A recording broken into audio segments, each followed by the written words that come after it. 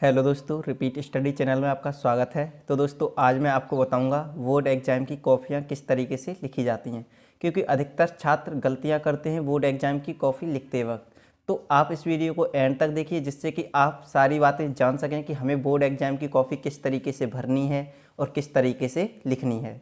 तो चलिए दोस्तों, बिना समय गवाए हम वीडियो को स्टार्ट करते हैं और जान लेते हैं कि हमें बोर्ड एग्जाम की कॉपी किस तरीके से लिखनी है। तो दोस्तों आपके सामने बोर्ड एग्ज़ाम की कॉपी रखी हुई है, आप देख सकते हैं। ठीक इसी तरीके की कॉपी आपको बोर्ड एग्ज़ाम के पेपर में देखने को मिलेगी। तो दोस्तों आपको सबसे पहले कॉपी की सारी एप्लीकेशन को फिल करना है। उसके बाद आपको पहले पेज को बिल्कुल छोड़ देना है। यूं ही छोड़ दोगे आप, पहले पेज में कुछ भी नहीं लिखोगे।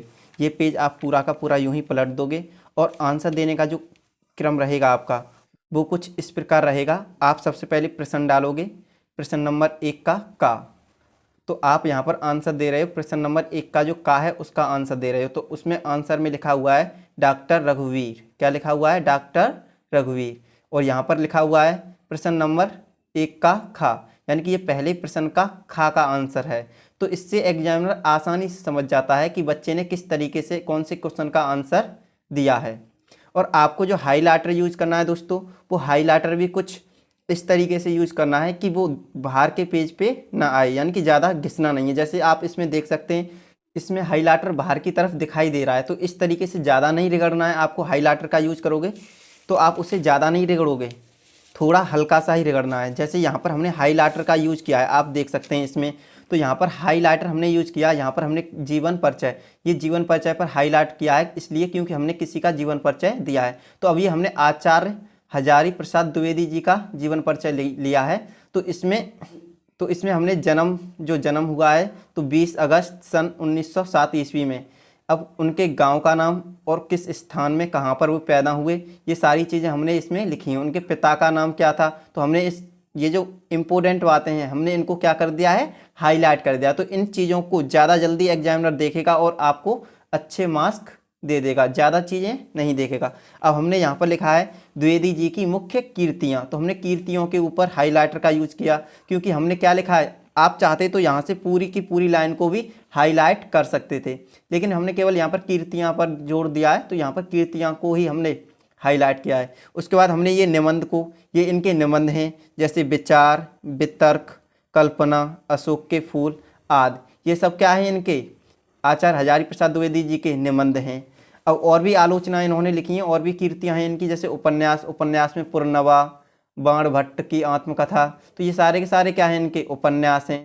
आलोचना साहित्य, तो इसमें सूर साहित्य, कबीर सूरदास, तो ये सारे के सारे क्या हैं, इनके आलोचना साहित्य। और ये पंचलाइट की कहानी है, ये क्वेश्चन नंबर 7 में दी गई है पंचलाइट की कहानी लिखने के लिए। तो यहाँ पर प्रश्न नंबर 7 डाल के हमने यहाँ पर पंचलाइट की कहानी को लिखना स्टार्ट किया है, क्योंकि ये कहानी किसकी लिखी गई है, पंचलाइट की लिखी गई है। तो हमने यहाँ पर ये कुछ इस तरीके से हाईलाइट करके और यहाँ से लिखना स्टार्ट कर दिया है। तो ठीक इसी तरीके से आपको एग्जाम में लिखना होगा। और एक बात याद रखें कि आपको कॉपी पर ज़्यादा काट पीट नहीं करनी है, साफ लिखना है और ज़्यादा बेगरा भी नहीं लिखना कि जिससे कि आपकी कॉपी जल्दी भर जाए।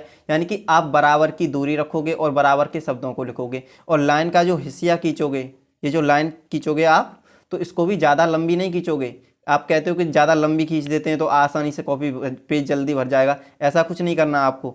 थोड़ा सा उतनी ही लाइन खींचें जितनी कि आपको आवश्यकता है आंसर देने में। आंसर कितने में लिख जाएगा, छोटे से बीच में लिख जाएगा, तो आपको उतना ही हिस्सा खींचना है जितने की आपको आवश्यकता है। तो इस तरीके से आपको लिखना होगा एग्जाम में। और ये आपका आंसर देने का जो क्रम रहेगा बहुत ही अच्छा रहेगा, आपका एक भी नंबर नहीं कटेगा इस तरीके से अगर आप कॉपी को लिखते हो तो। और राइटिंग आप ज़्यादा अच्छा, ये कहें कि ज़्यादा ही अच्छा लिखेंगे कि राइटिंग पे कट जाएंगे नंबर, तो ऐसा अब नहीं होता है। पहले नंबर काट दिए जाते थे राइटिंग के ऊपर, लेकिन अब नंबर नहीं काटे जाते हैं। अगर आपका सही है तो सही ही, बस आपको ऐसा लिखना है कि सामने वाला व्यक्ति पढ़ ले अच्छी तरीके से। तो साफ़ सुथरा लिखना है आपके लिए। जैसे अब मैं आपको बता देता हूँ प्रैक्टिकली कि किस तरीके से आपको आंसर देना है। मान लीजिए ये हमारा बोर्ड एग्जाम का पेपर है ये। अब आप यहाँ से ये पेज में पलट लेता हूँ, तो मैंने ये पेज पलट लिया। अब ये मेरा एक खाली पेज है, ठीक है दोस्तों, ये। तो अब मैं इसमें लिखना चाहता हूँ कि ये मान लीजिए मेरा क्वेश्चन है, इस वाले क्वेश्चन का मैं आंसर देना चाहता हूँ। किस वाले का? ये घा वाले का। अब मैं देखता हूँ यहाँ पर ये घा कौन से का है, दूसरे का घा, दूसरे का, ये जो दूसरा क्वेश्चन है इसका कौन सा आंसर है, घा। तो मैं यहाँ पर सबसे पहले लिखूंगा, यहाँ पर लिखूंगा प्रश्न नंबर दूसरे का घा, और इस कोष्टक में मैं इसे बंद कर दूंगा। अब मान लीजिए इस दूसरे का ये जो घा है, ये जो दूसरे का घा है, इसका आंसर है कामायनी। तो मैं यहाँ पर उत्तर डाल के यहाँ पर लिख दूंगा कामायनी।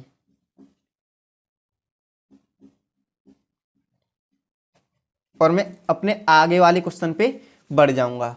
आगे मैं इस पेपर को पलटता हूं तो आगे मुझे देखने को मिलता है अणा वाला क्वेश्चन। अब ये यहाँ पर देखता हूं तो ये तीसरा है, तो तीसरे में मुझे तीसरे क्वेश्चन में क्या करना है, निम्नलिखित अवतरणों में से किसी एक की संदर्भ सहित व्याख्या कीजिए। तो मुझे इस पूरे के पूरे पैराग्राफ की संदर्भ सहित व्याख्या करनी है। तो मैं यहाँ पर डालूंगा प्रश्न नंबर 3, प्रश्न नंबर 3 का।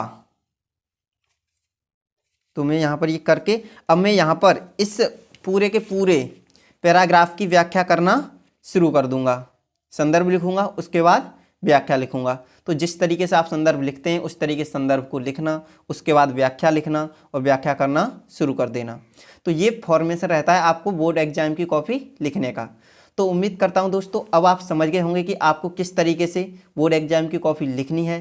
तो दोस्तों अगर आपको ये वीडियो अच्छा लगा हो तो आप इस वीडियो को लाइक कीजिए। अगर आप इस चैनल पे नए हो तो चैनल को सब्सक्राइब कर लीजिए और बेल आइकन को प्रेस कर लीजिए, जिससे आने वाली वीडियोस का नोटिफिकेशन आपको मिलता रहे। तो थैंक्स फॉर वॉचिंग वीडियो दोस्तों, मिलते हैं नेक्स्ट वीडियो में। Take care, keep practising.